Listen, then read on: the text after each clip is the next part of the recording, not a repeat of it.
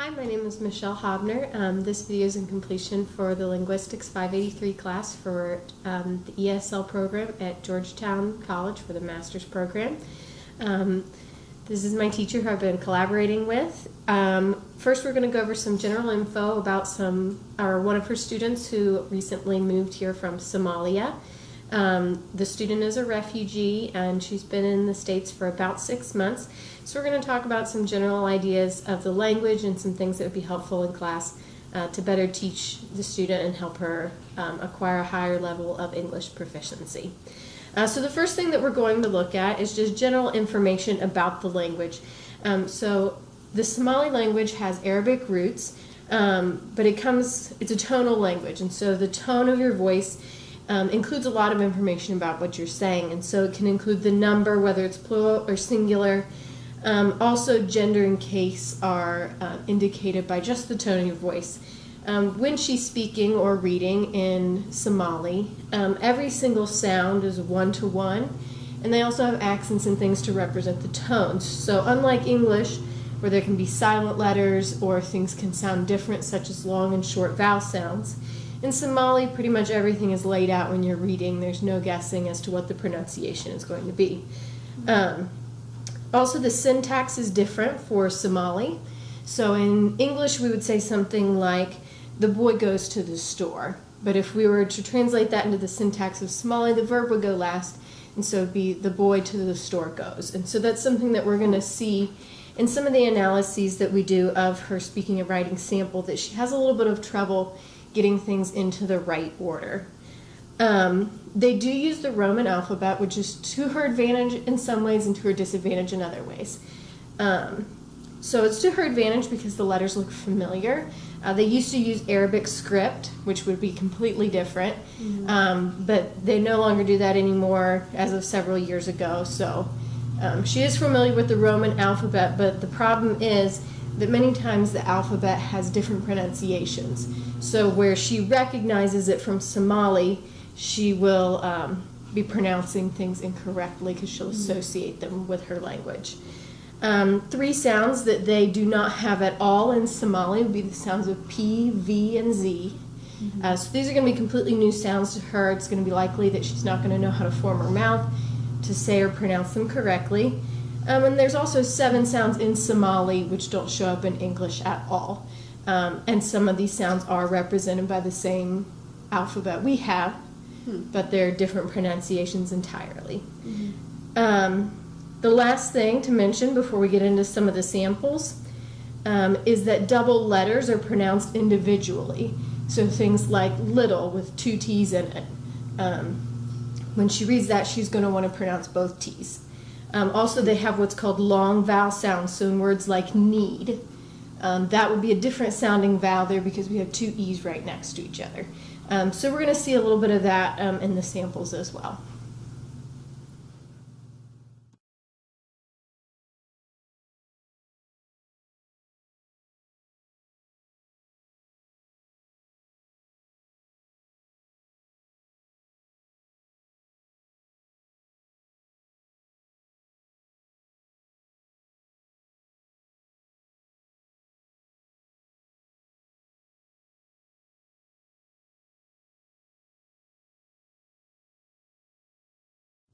Okay, so we've looked at a variety of samples of writing from different subjects she's had at school so far.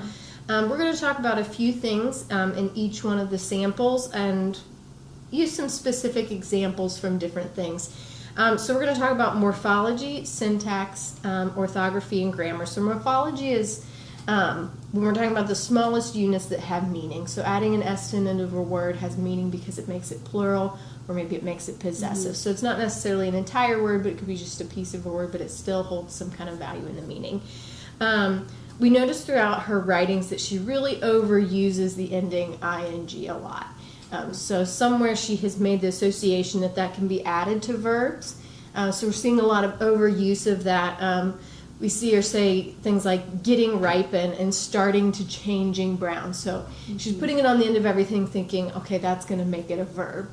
So we see a lot of overuse of that, which makes sense because in Somali she'd probably just be using a different tone of voice to indicate all of these things. And so to her, being able to associate a specific ending of a word with something, it's a lot more pieces to put together than just changing your tone of voice. When we talk about syntax, so we talked a little bit before about the subject-verb order. And she does have a little bit of trouble with that as well. So she kind of tries to pack information into the end of the sentences, whether it makes sense or not, to like, she's forcing it to not end with a verb, even though it sounds a little bit awkward sometimes. She also has some trouble with subject-verb agreement and things like saying, that is my choices. So putting the plural and the singular together. And again, the tones in Somali agree with number. And so once again, that's not something she's used to, having two separate words that agree on it. In Somali, those would be just one language or one word, and everything agrees within that one word. As far as the spelling goes, we see a lot of confusion with her long and short vowel sounds. So we consistently see that she is getting the same sound from the letter I, which is causing problems when she's spelling words like die and being. She's switching them around and trying to be consistent with that I sound, not recognizing that it can have both long and short sounds. Also in things with two vowels right next to each other, lots of times she leaves those out and she'll just do one. So that goes back to the idea of double letters having a different meaning. So for her, it should only be one letter if it's only one sound. Finally, with grammar, it looks like there's maybe some things there that are missing from her past. So as she came to the States as a refugee, she had some broken spots in her education, and there's some basic grammar things like periods and capital letters and things, which should have positively transferred from Somali to English, but they're completely absent. So that's just a matter of going back and reviewing those concepts. It's not necessarily a lack of English, but just that she never knew those things to begin with. So we're going to go ahead and take a minute and listen to the speaking sample, and then do a little analysis of that.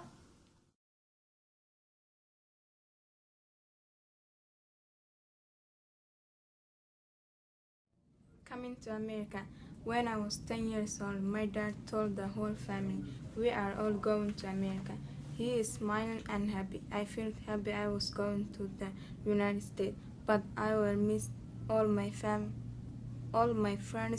and my family. I was going in 2 months. My mom went to another state, so she bought clothes and we went to the airport. We have a lot of suitcases that were very heavy. We took a bus to the airport. I was scared because it was my first time on an airplane. The airplane weight was like another state, and I was tired and hungry. My mom, she was sick in the airport because she was nervous. My little sister was sleeping. I watched a movie in the airplane, and I slept most of the time. We landed in Chicago, and then I took another plane to the North Carolina. Okay, so after listening to the speaking sample, we can kind of see a few of the things that we've talked about previously from the heritage language and from the writing samples, which we see also occurring in the speaking sample.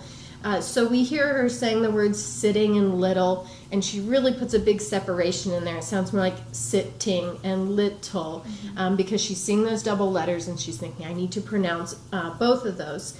When we're looking at things with vowels, overall she's doing pretty well with pronouncing the vowels that she sees. Consistently over and over again, she's pronouncing A as only being the ah sound. So it comes out as airplane instead of airplane, and packed instead of packed. And we see that over and over again with a variety of the sounds that come from the letter A, that she's consistently sticking with the same sound in all of those. Finally, at the beginning of the video, we hear her try to say the word very, which comes out as fairy, which is also expected since they don't have the sounds PV or Z in Somali, that those would be difficult for her. However, throughout the video, she does really well with the sound P, and so that's one that she's been able to pick up on a little bit more. All right, so now that we've gone over the samples of writing and speaking. And we're going to go over just some general recommendations that can be helpful in the classroom to help her improve with her English proficiency. One of the things I'd like to suggest is something called a cloze activity, which is where there's a writing sample but there's blanks left out of it, and the student is given a word bank and has to decide what makes the most sense in the blanks. This is really good to help with subject-verb agreement because typically the student is able to pick out the right word, and depending on the options that they're given, it can really help them narrow down, like, oh, I thought that a noun could go in there, but I only have verbs available to me. Okay, and so that can help them see the word order, but within a meaningful context where they're reading whole sentences and not just memorizing different techniques. Also, another thing that could help as far as her vowel sounds is maybe just having some lists of words with different vowel sounds, especially if we want to focus on that letter A. So that she can see, okay, this one says ah, this one says a, this one says what do these words have in common that made them sound different, and what do these words have in common? And so her being able to make a chart or do some kind of diagram or something on her own is going to help her to make those connections naturally instead of just, again, trying to do rote memorization. Also, just any kind of extensive reading or listening is great just for helping her to hear native speakers and read from native speakers and just naturally pick up on things. So really subconscious learning is usually the goal when we're talking about English proficiency.